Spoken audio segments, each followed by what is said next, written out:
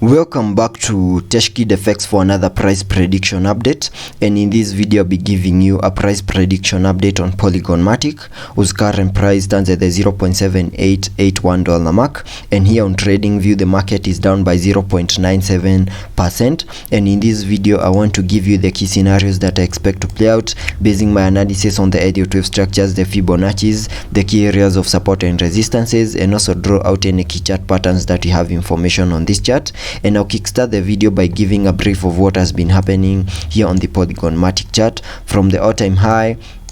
we had been seeing lower prices in this massive ABC corrective movement, which took us back to around the $0.32 mark. And having seen that low, I believe Polygon Matic has done the minimum that we expected it to do in its ABC corrective movement. And soon I'm expecting a very nice bounce to the upper side, obeying this Elliot wave structure, having our wave 5 taking us back to an all-time high, and that will happen in the next bull market. But before all that plays out, we first need to see that first wave to the upper side, and I believe that is what we have been seeing here on the Polygon Matic chart. And we have seen the formation of that first wave to the upper side, making our peak at around the $1.3 mark. And having seen the formation of a higher Elliot wave count 1, whatever we expect next is the formation of a higher Elliot wave count 2, and I believe that is what has been playing out here on the Polygon Matic chart. Jumping to the 4-hour chart for further analysis.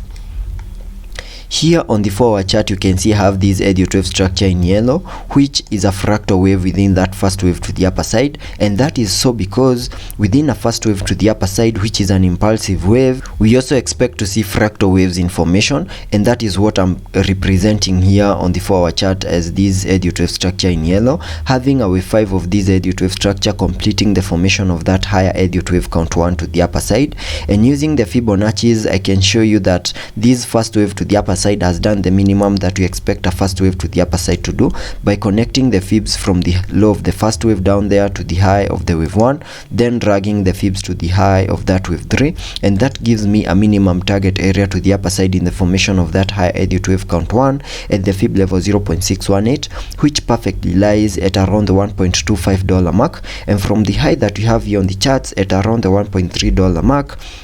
that means we have fully maximized the formation of that higher Elliot wave count 1 by making a high at around the $1.3 mark. And having seen the formation of a higher Elliot wave count 1, whatever we expect next is the formation of a higher Elliot wave count 2, and that is my primary scenario here on the Polygon Matic chart. And using the Fibonacci's, I can sketch out a minimum target area to the lower side in the formation of this higher Elliot wave count 2, and I just need to use the fibs connecting them from the low of the first wave down there to the high of the wave 1,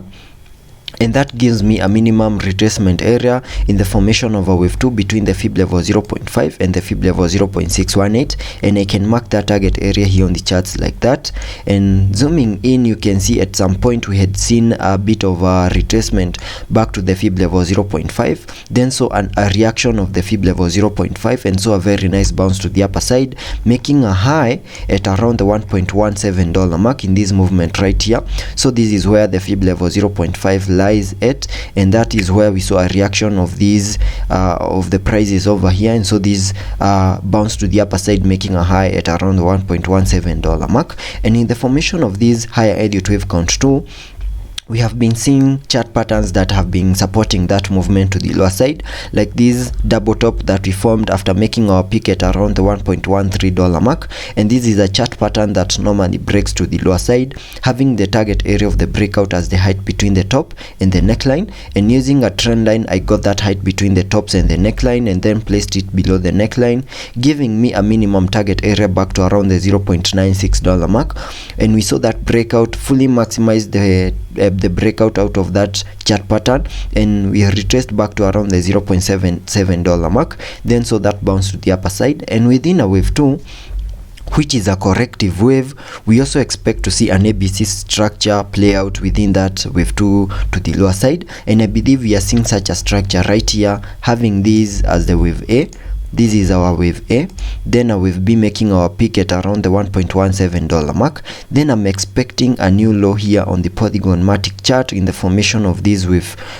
C, which should fully maximize the formation of that higher Elliott wave count 2 by retracing fully into this target area that I have drawn out over here, which perfectly lies between the $0.81 mark and the $0.69 mark. So that is the minimum that I'm expecting this higher Elliott wave count 2 to do, and that gives me the key scenarios that I expect to play out here on the Polygon Matic chart. And my primary scenario here is that we are going to see lower prices fully maximize this target area in the formation of a higher Elliott wave count 2 before we see an impulsive movement to the upper side in the formation of a wave 3. And for that, and for us to fully maximize the formation of this target area that I have drawn out over here, we need to lose the key area of support at around the $0.78 mark. You can see yesterday we retraced into that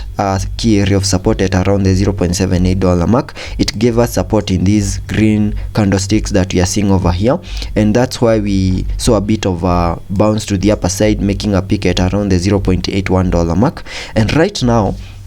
from what you can see here on the 4-hour chart, you can see we are forming an engulfing bearish candlestick over here in these 4-hour chart patterns, candlestick patterns that we have over here, and there is a possibility that soon we might lose the key area of support at around the $0.78 mark. And once we lose that key area of support, whatever we'd be expecting next is a retest of this key area of support. And once the retest is in and it's a success, then I'll be expecting even lower prices to fully maximize our red target area in the formation of that higher Elliott wave count 2. And from the 4-hour chart, you can also see that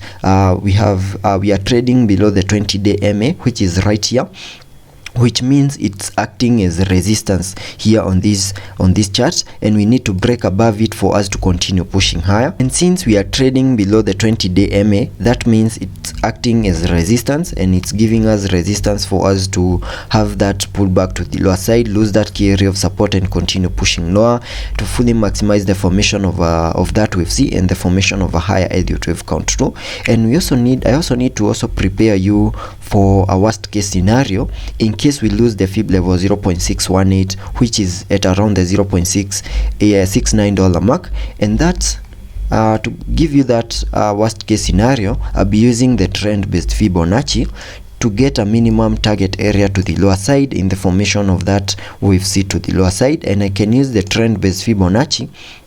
connecting it from the high of that wave A to the low of the wave A down there, then dragging the fibs to the high of the wave B. That gives me a minimum, that is a worst case scenario that can play out in case we lose the fib level 0.618, that is at around the $0.69 mark. And that would mean we might continue pushing lower, lose other key areas of support in between here, and get back to around the $0.32 mark, which perfectly lies at around the $0.32 mark. And in case that happens, then